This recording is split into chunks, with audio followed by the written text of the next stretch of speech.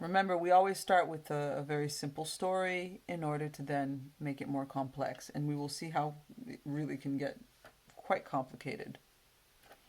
A doctor makes a recommendation for a test to a patient. Okay, and let's say that this doctor is working under conditions of a high risk environment, but the triage of of the patient has actually shown that the patient doesn't really need the test.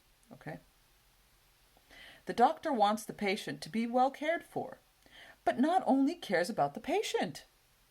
Because even though, let's say, that the doctor sees that the patient really doesn't need, that the probability that the patient has some really serious disease is extremely small, if he doesn't conduct the test and the patient ends up having that very rare disease, he can be sued for it.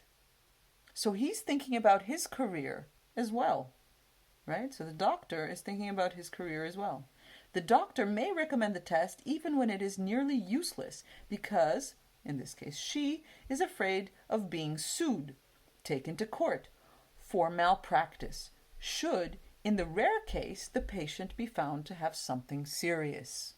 These authors have shown that the American doctors working in a private healthcare system have the malpractice of over-testing or the practice of defensive medicine. That's what it's actually called, defensive medicine. The UK is a public healthcare system. Therefore, the UK has the incentive for malpractice of under-testing.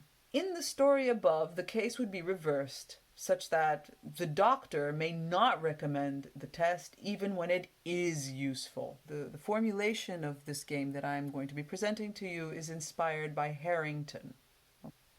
Remember, the most important part of this game is that we are searching for separating equilibria, where the doctor tells you to take the test only when necessary. And we're also looking for pooling equilibria, where the doctor tells you to take the test or not, independent of his type. Which means that you are also searching for the circumstances under which you have to completely ignore the recommendation of the expert. So what do? As we've done before, we had step 1, step 2, step 1. Let's just do it. Stage 1, stage 2, and stage 3. Stage 1, nature comes into play and chooses the doctor's type, right? So he chooses the doctor's type.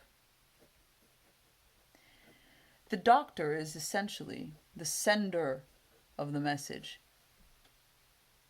So in Cheap Talk games, we always refer to nature choosing the type as the nature choosing the sender's type. In stage 2, the doctor learns her type and sends a message. So the doctor sends a message. In stage 3, the patient, right, which now in this case, in general terms, in cheap talk games, we call the receiver of the message, observes the doctor's message, modifies his beliefs or her beliefs, given new information about the doctor's type, and chooses an action, whether to conduct the test or not. The payoffs are quite interesting. So what I'm going to do is that I'm going to draw us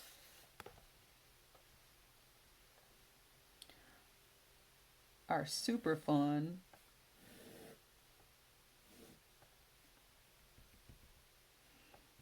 beer quiche environment, right?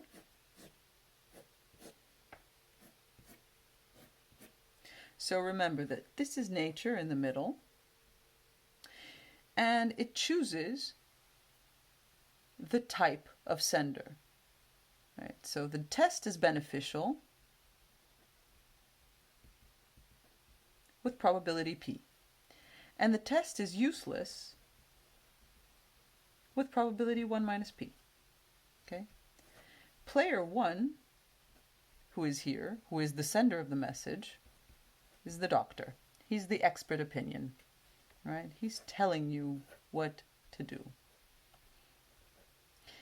And number 2, so player 2 down here and up here, okay, is the patient.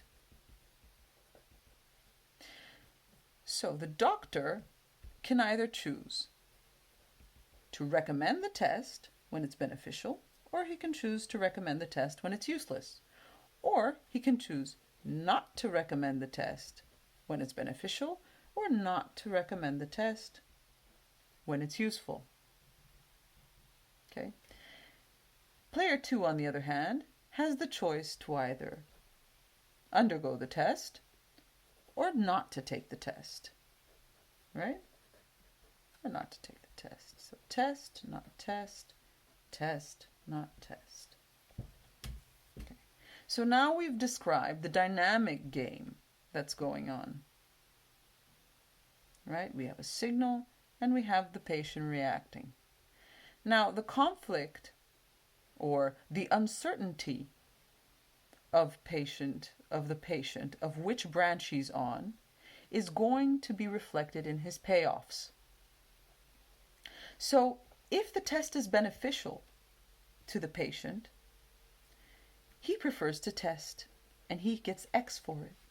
So if the test is beneficial, regardless of the signal that the doctor gives him, if the test is beneficial, he gets X. And if he doesn't take the test, regardless of what the doctor says, he gets 0. Okay. In the case that the test is useless, the patient, if he does test and the test is useless, he makes a minus X. Okay? And if the doctor doesn't recommend, but he still takes the test, he makes minus X because the test was useless in the end. And again, if he doesn't test, he gets 0 payoff. So just to reiterate, what is happening? Like in the beer quiche game, player 2 does not know which branch he's on. So there's this branch, the beneficial branch, and there is the useless branch. How do we show this? In the beneficial branch, player 2 would always choose to test, because by the rules of backward induction, he is the last player, and he would choose to test because his payoff X is positive and is greater than 0. And therefore, he would prefer to test than not to test than not to test. If he's in this branch, right, and the test is useless, player 2 prefers not to test because he would get a negative payoff if he does test, and if he doesn't test, he gets 0. So he prefers the non-negative payoff to the negative payoff. But the uncertainty comes from the fact that given one message, player 2 could either be here or here, here or here. So some information has to be imparted by the message that is being sent by the doctor in order for him to be able to choose between testing or not testing. In the case of the doctor's payoffs, if the patient conducts the test, the doctor gets B plus X, where B is the value of the test to the doctor from a malpractice standpoint. He gets B plus X when the test is beneficial to the patient. When the test is not beneficial to the patient, the doctor gets B minus X. By the way, the doctor also gets 0 if the patient doesn't test. So not testing means that there is no payoff for either doctor or patient. Now let's imagine that B is equal to 0. If B is equal to 0, there is no conflict of interest. If there is no conflict of interest, just take a look. The payoffs are the same. So what happens is that, in fact, there is no reason for the doctor to be lying or deceiving the patient. And he will always recommend when the patient needs the test, and he will always not recommend when the patient doesn't need the test. So what creates the problem is our B, is our conflict of interest.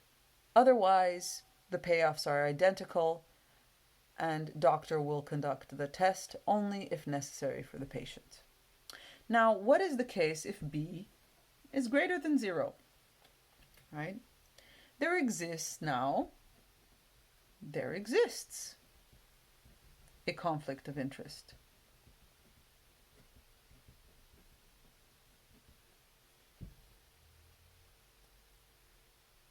And the doctor may choose to recommend a test regardless of the patient's best interest. Just so that you understand visually what's going on, okay? Because this type of line visualization is going to be important for the more complex version of the game. So if B equals 0, all that means is that if the value of x is here, the value of B plus or minus x is the same, is in the same location, and there is no conflict of interest. Whereas, if B is greater than 0, and plus or minus x, regardless if it's positive or negative, B plus or minus x is going to be to the right of x.